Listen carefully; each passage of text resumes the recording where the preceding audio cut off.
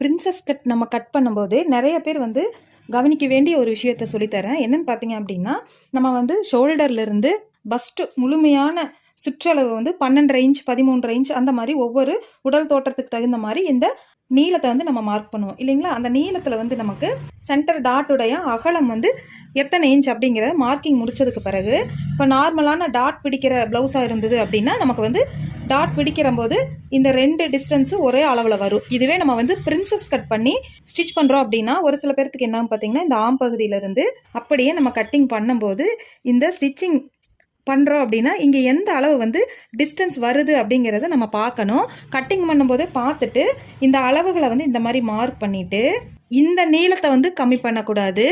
இந்த அகலம் வந்து அதிகமாக இருக்குது, இந்த அகலத்தை வந்து இங்கேருந்து நம்ம அப்படியே ஷேப் கொடுத்து தான் கட் பண்ணணும். இந்த மாதிரி ஷேப் கொடுத்து கட் பண்ணணும் அப்படின்னா பிரின்சஸ் ஸ்டிச் வந்து பர்ஃபெக்டாக இருக்கும். அதே மாதிரி நம்ம ஸ்டிச் பண்ணும்போது கிளாத் வந்து மேலே கீழே இல்லாமல் ஒரே அளவில் மெஷர்மெண்ட் வந்து நமக்கு கிடைக்கும். ட்ரை பண்ணி பாருங்கள்.